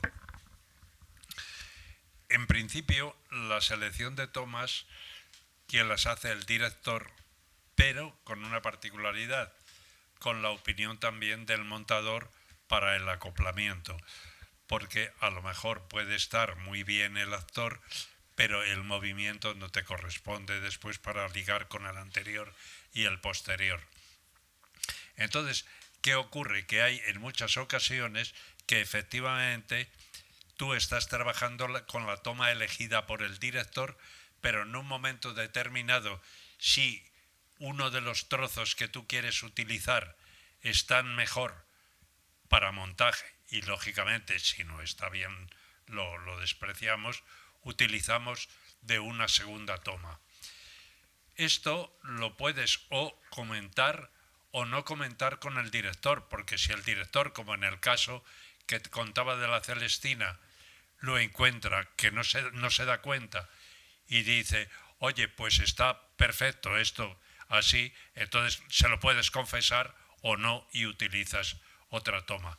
Pero la selección de tomas siempre la hace el director, por una razón, porque lógicamente es el que la ha marcado en el plató y corresponderá siempre lo que ha hecho el director a lo que él le ha pedido. Ahora, hay veces que se te acopla una imagen con otra y otras que te rechaza, porque la imagen rechaza y dice, este plano sobra, y cuando suprimes el plano descansas y dices, caramba, lo que sobraba era esto, porque hay muchas veces que cuando hay que descargar una secuencia tienes que ir buscando la forma de reducir sin perder historia. Y entonces hay veces que te ves obligado incluso a suprimir planos. ¿Te he contestado o no? Sí, muchas gracias. Si nos dice la superioridad, que una pregunta más. Hola Pedro, yo quiero agradecerle, yo soy Boyan, profesor de dirección de actores. Yo quería para el final preguntarle algo, a pesar de toda rica experiencia, lo que he compartido es, ¿cuál es el secreto de su vitalidad, de buen humor, si podía compartir con esta gente joven? Gracias. Pues mira, he tenido mejor humor y he estado mejor, pero tuve un problema hace unos meses y me ha bajado mucho la moral. Pero yo continúo con la ilusión de todo lo que he hecho en mi vida, de mi familia, de mis hijos, de mis nietos. En ese aspecto puedo decir que soy un hombre feliz. He sido un hombre feliz dentro de la desgracia, por una razón. Yo tuve la desgracia de perder a mi padre a los 8 años y a mi madre a los 20. Pero tuve la gran suerte de encontrar la mujer que tengo. Y como os decía antes, llevo 66 años casado, 70 desde que la conocí, y creo que ahí es donde radica auténticamente mi manera de ser. Después tengo una familia que no os lo podéis imaginar. Yo tengo unos hijos que son unos pesados. Cada 10 minutos está sonando el teléfono. No nos dejan vivir. ¿Habéis visto ese nieto que tengo? Que es otra muestra más de cariño. Yo tengo todos mis nietos, todas mis nietas, vamos, todos, tengo 2 nietos y tristemente 5 nietas. Estamos en minoría. Pero ellos sí me dan la felicidad. Con ellos sí que soy feliz, porque los he visto crecer, los veo estudiar. Todos son estudiosos, maravillosos hijos, con un comportamiento con sus padres y con nosotros ejemplar. Después tengo muy pocos amigos, pero muy especiales, que se preocupan por mí y que efectivamente están un poco pendientes en la distancia, pero que siempre están presentes. Hay otra cosa. A mí me gusta contar historias que no he publicado, porque yo he escrito, pues no sé, como 6 o 7 cosas o novelas, y entonces eso me divierte y me mantiene también, porque me imagino cosas y quiero plasmarlas precisamente para pasarlo bien yo y decir, hombre, este personaje es mío, esta situación es mía, y puede que sea eso. Después te encuentras en la vida personas como la que tengo a mi derecha y te dan una moral verdaderamente increíble. Y con veros a vosotros, pues imaginaos lo que me llevo.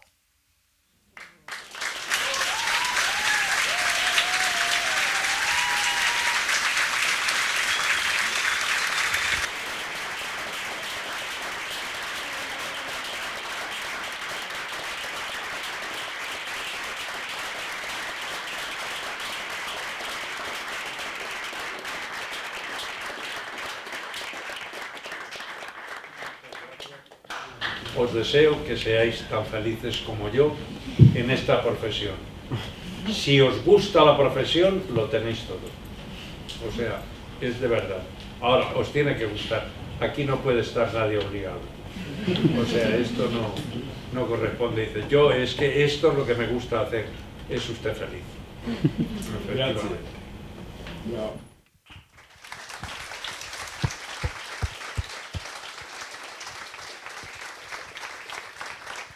Yo solamente quiero decir que es un final, el viernes acabamos el curso, es un final maravilloso con tu presencia. Empezamos el curso la primera semana con Jesús Luis Alcaine, que también es historia del cine español, y acabamos contigo, que es otra historia del cine español, 2 cineastas maravillosos, que un día para la escuela es un lujo poder recuperar, vivir, revivir la historia, pues esto, que está alrededor nuestro. O sea que gracias, muy agradecido. Mantén la energía, que es maravillosa, y mantén la memoria, que es brutal, la cantidad de detalles y de todo, y es un lujo para todos haberte tenido aquí esta mañana. Gracias. Yo te lo agradezco a ti por la invitación y a Joan, y os digo que estoy muy agradecido, estoy muy a gusto, me he sentido muy a gusto, o sea, no me siento ajeno para nada, y os lo agradezco y te doy las gracias una vez más. A ti.